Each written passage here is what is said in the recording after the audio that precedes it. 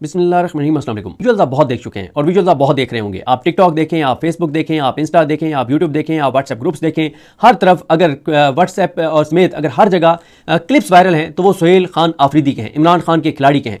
और जिस तरह से सोहेल आफरीदी छाए हैं और जो कराची ने इमरान खान का भरम रखा है, जो कराची ने इमरान खान का मान रखा है, वो बहुत अरसे तक, बहुत सालों तक इस इवेंट का हवाला दिया जाता रहेगा। क्यों? उसकी मैं वजूहत आपके सामने रखता हूँ। सोहेल आफरीदी ने क्या कुछ अचीव किया है। वैसे तो एक ही जुमले में अगर आप कहें तो हमारे दोस्त शफकत अली कुरैशी जैसे कहते हैं, उन्होंने ट्वीट किया हुआ है कि सोहेल आफरीदी ने इस निज़ाम पर रंदा फेर दिया है। लेकिन सोहेल आफरीदी ने अचीव क्या किया है, मैं जल्दी जल्दी आपके सामने चीज़ें रखता जाता हूं। नंबर 1, सोहेल आफरीदी ने यह साबित कर दिया है कि पीटीआई वफाक की अलामत जमात है। जब सोहेल आफरीदी कराची में इवेंट कर रहे थे, विजिट कर रहे थे, हैदराबाद में विजिट कर रहे थे और हज़ारों लोग उनका इस्तकबाल कर रहे थे, तो एन उस वक्त लाहौर में, पंजाब में अल्लामा राजा नासिर अब्बास साहब, महमूद हसन चकधरी साहब और तहरीक तहफ़्फ़ुज़ पाकिस्तान की क़यादत उस वक्त बहुत अहम एक्टिविटीज़ कर रही थी। और एन उस वक्त पेशावर में तहरीक इंसाफ का यूथ विंग, एहसान अली तूर और मुबशर अली अब्बासी, वो एक बहुत बड़ा यूथ कन्वेंशन कर रहे थे। और एन उस वक्त बलूचिस्तान में डोर टू डोर जो है वो कैंपेन चल रही थी, स्ट्रीट मूवमेंट की तैयारियां हो रही थी। तो पीटीआई वफाक की अलामत है। सोहेल आफरीदी ने यह साबित कर दिया है, तहरीक इंसाफ ने यह साबित कर दिया है, जीबी हो, एजेके हो, चारों सूबे हो, वफाक हो, अगर कोई एक जमात हर जगह मौजूद है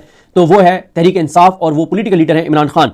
नंबर 2, उन्होंने, सोहेल आफरीदी ने वो कर दिखाया है जो लाहौर में मरियम नवाज, नवाज शरीफ और शहबाज शरीफ और हमजा शहबाज नहीं कर सकते, और जो कराची में बिलावल भुट्टो जरदारी, अदी फरियाल तालपुर और आसिफ अली जरदारी, मुराद अली शाह, ये नहीं कर सकते, एमकेएम नहीं कर सकती। कि सोहेल आफरीदी जिस तरह से अवाम में गए हैं, लोगों में गए हैं, आम लोगों में गए हैं, जिस तरह से हज़ारों लोगों ने उनका इस्तकबाल किया है, इस तरह से ना लाहौर में शरीफ खानदान निकल सकता है, ना कराची में जरदारी खानदान निकल सकता है, ना एमकेएम निकल सकती है, ना कोई और निकल सकता है। सोहेल आफरीदी ने यह बता दिया है कि इमरान खान लोगों के दिलों पर राज करता है, जिसके नाम के साथ भी इमरान खान का नाम होगा वो जहां भी जाएगा लोग उसे वेलकम कहेंगे। और सोहेल आफरीदी ने यह बात साबित कर दी है। और हमारे दोस्त असदुल्ला खान साहब ने बड़ी इंपॉर्टेंट बात की। उन्होंने कहा कि सोहेल आफरीदी इकोनॉमी क्लास में गए, कमर्शियल फ्लाइट में इकोनॉमी क्लास में गए। मरियम नवाज, नवाज शरीफ, शहबाज शरीफ, जरदारी, बिलावल कभी इकोनॉमी क्लास में सफर करके तो दिखाएं, पता तो चले। ये तो एक जज जो है वो एक शादी में गया, उस जज ने बड़ा घटिया एक फैसला दिया हुआ है। वो अपने रिश्तेदारों की शादी में गया और इस शर्त पे गया कि 20 से 25 नौजवान उस फैमिली के, उस खानदान के जिन्होंने बुलाया था कि जज साहब आएंगे, बड़ी बात है,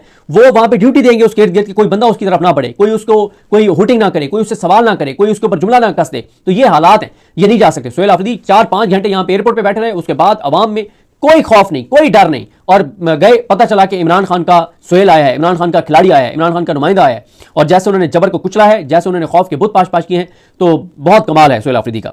फिर सोहेल आफरीदी साहब ने यह साबित किया है कि पीटीआई एक पुरअमन जमात है। ये तो मैं ऊपर बता चुका हूं कि हाँ, ये बहुत इंपॉर्टेंट चीज है कि इमरान खान के बाद इस वक्त सियासतदानों में से सबसे पॉपुलर सोहेल खान आफरीदी हैं, पीटीआई में नहीं, तमाम सियासतदानों में। क्यों? जब हम ये बात कह रहे हैं कि जरदारी खानदान, शरीफ खानदान, कोई इनमें से नहीं निकल सकता आवाम में से इमरान खान के बाद, तो वो सोहेल आफरीदी ही है ना, या इमरान खान है या सोहेल आफरीदी है। और जो सोहेल आफरीदी के नक्शे कदम पे चलेगा, जो मजामत करेगा, जो इमरान खान के साथ मुखलिस होगा, जो इखलास के साथ चलेगा, जो चाबी वाला खिलौना नहीं होगा, जो अर्दली नहीं होगा, जो लेला नहीं होगा, जो इशारों पे नहीं चलेगा, जो व्हाट्सएप कॉलों पे नहीं चलेगा, तो वो भी सोहेल आफरीदी की तरह उसको इज्जत मिलेगी। उसके बाद तहरीक इंसाफ ने साबित किया कि पुरअमन जमात है, कोई तोड़फोड़ नहीं, एक पत्ता तक नहीं टूटा। फिर सोहेल आफरीदी ने यह साबित किया है कि वो मजबूत आसाब के मालिक हैं, उनको कोई खौफ नहीं था। तमाम तर थ्रेट्स के बावजूद, थ्रेट अलर्ट्स के बावजूद वो आवाम में निकले हैं, सेल्फीज ली हैं, नारे लगवाए हैं, हाथ मिलाए हैं, जवाब दिए हैं, कमाल कर दिया है सोहेल आफरीदी ने। ऐसे मनाजिर जो तहरीक इंसाफ को इस पूरी तहरीक में जो है वो जो एक मजामत के लिए भी एक मजामत की गाड़ी को फ्यूल चाहिए होता है, और मजामत की गाड़ी को फ्यूल फराम करेंगे ये मनाजिर जो सोहेल आफरीदी ने वहां पर कर दिखाया है। उसके बाद उन्होंने दिखाया है कि वो एक सियासी कारकुन है, इंतहाई आजिज़ी उन्होंने दिखाई है। कहीं पे उनके अंदर गरूर, तकब्बुर, अना, बड़ापन, वो जो मरियम नवाज एक फेक चीजें कर रही हैं, कोई फेक चीज उनके अंदर नजर नहीं आई। फिर उसके बाद उन्होंने ये साबित किया है कि सिर्फ पंजाब में नहीं, सिर्फ केपी में नहीं, सिंध में भी पीटीआई ने क्लीन स्वीप किया था, कराची में भी पीटीआई ने क्लीन स्वीप किया था, कराची में भी पीटीआई को लोगों ने वोट दिया था। जिस तरह से वहां जाके उन्होंने लियारी का जो ब्रांड नाम कब्जा था, नाम की हद तक ब्रांड नाम कब्जा था पीपल्स पार्टी का, वो सियासी कब्जा वागजार करवाया है, उन्होंने वो सियासी कब्जा वापस लिया है। उन्होंने जाके वहां पे इमरान खान का झंडा लहराया है, उन्होंने वहां जाके उस किले पे तहरीक इंसाफ का परचम लहरा दिया, इमरान खान की तस्वीर लगा दी उस किले के ऊपर, और बता दिया है कि इस किले का, इस सियासी किले का अगर कोई सियासी मालिक है तो उसका नाम है इमरान अहमद खान न्याजी।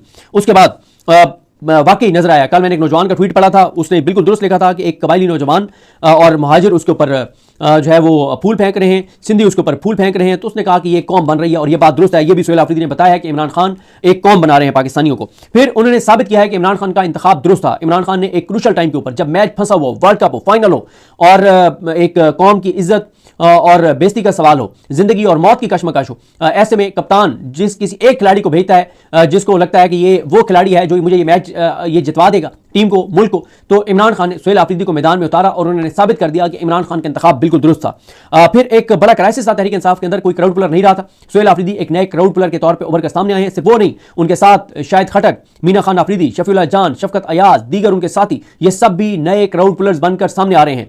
अमजद शाह ISF के सदर वो वहां पर मौजूद थे, नौजवानों को खून गरमा रहे थे। ये नए क्राउड पुलर्स हैं और ये एक क्राइसिस था तहरीक इंसाफ के अंदर। और मतीउल्लाह जान साहब ने तो कहा कि सोहेल आफरीदी इमरान खान के तहरीक इंसाफ के नए वंडर बॉय हैं। और इस पे इसार राना साहब का एक ट्वीट था, वो मुझे रिजवान गलदेई साहब और असद चौधरी साहब बता रहे थे, लेकिन वो मुझे अब याद नहीं है, वो कोई इंटरेस्टिंग था। ये शायद वो कह रहे थे कि ये वंडर बॉय नहीं, ये थंडर बॉय है। और जिस पे आप शक करते हैं कि वो वंडर बॉय है, तो वो वंडर बॉय नहीं, वो लिफंटर बॉय है, इस तरह का उन्होंने कहा हुआ था। यानी जिसके बारे में शक किया जाता है कि वो असल में वंडर बॉय है, जिसके बारे में आजकल टाउट्स बता रहे हैं कि असल वंडर बॉय तो वो है। अच्छा, फिर एक और चीज, लोग आए नहीं थे, लोग लाए नहीं गए थे, लोग खुद आए। लोग चाबी कोई बिरयानी की देगों पे नहीं आए, लोग कोई नान के ऊपर नहीं आए, लोगों को पैसे देके नहीं लाया गया, कोई लोगों को मजदूर तबके को पैसे देके नहीं लाया गया कि मजदूरी के तौर पे, लोग खुद आए थे, लोग लाए नहीं गए थे। और किसके नाम पे? सोहेल आफरीदी।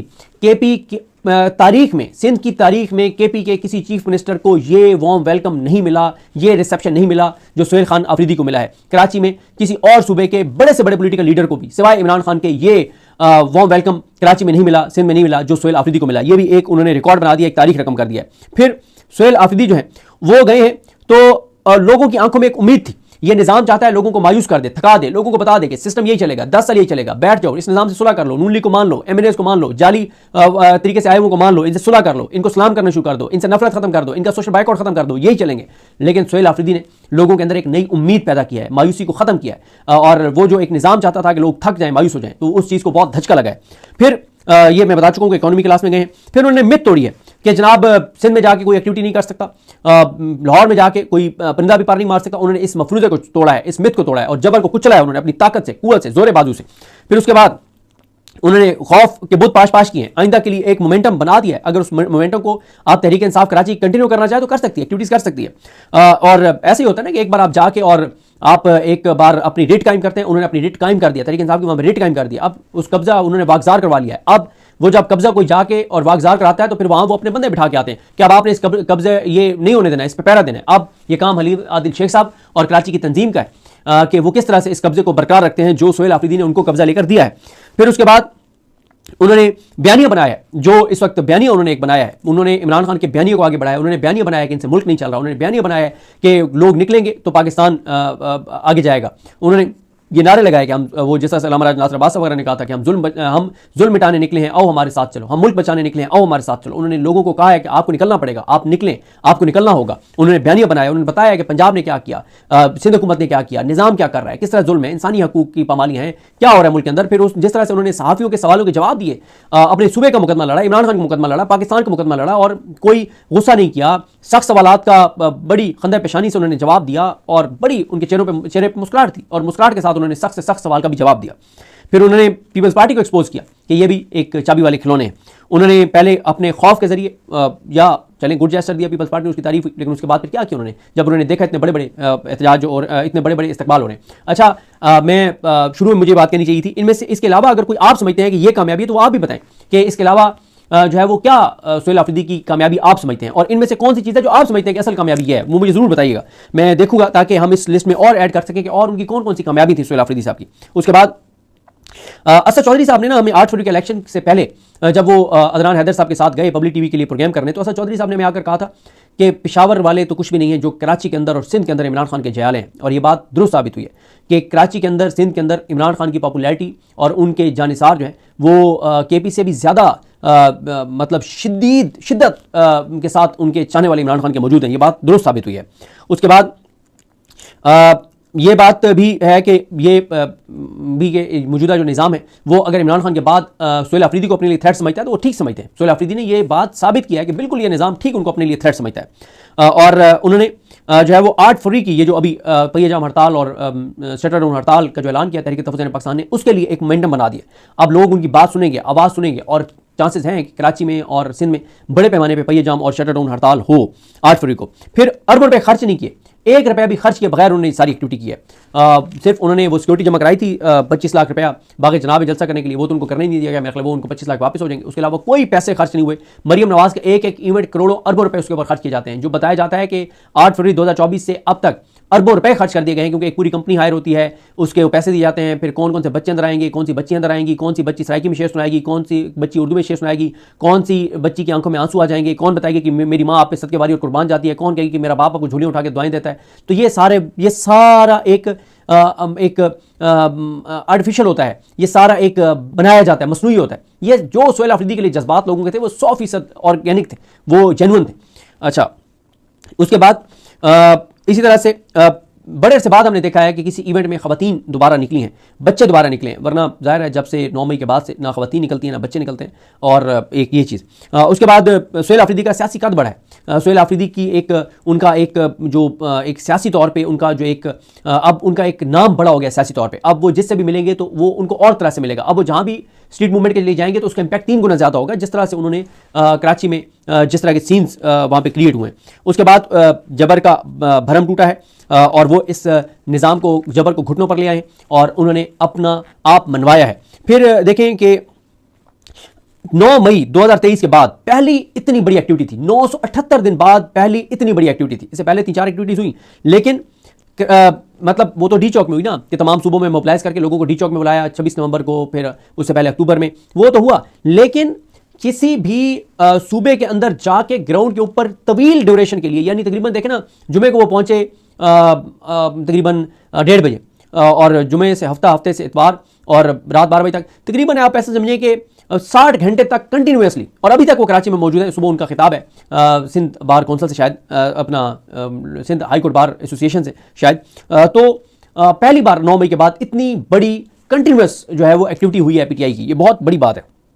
और अभी मेरी एक दोस्त से बात हो रही थी इस वीडियो की रिकॉर्डिंग से पहले, नाम तो मैं उनका नहीं ले सकता क्योंकि वो एक बड़े अहम मीडिया के इदारे में बड़ी अहम पोजीशन पर है, तो लेकिन उन्होंने मुझे कहा कि ये बात भी साबित हो गई है कि जिसने वायरल होना है, जिस सियासतदान ने, वो सोहेल अफरीदी को जाके मिले तो वो वायरल हो जाएगा। बिल्कुल ऐसे ही जैसे सईद गनी साहब जो है वायरल हुए, उनकी ट्विटर की ज़िंदगी में, जब से उन्होंने ट्विटर अकाउंट बनाया है आज तक उनको इतने रीट्वीट्स, लाइक्स, कमेंट्स और व्यूज़ नहीं मिले जो सोहेल अफरीदी के साथ वीडियो लगाने पर मिले हैं। तो मैं ये समझता हूँ कि सोहेल अफरीदी ने बड़ी कामयाबियाँ समेटी हैं, बड़ी कामयाबियाँ समेटी हैं।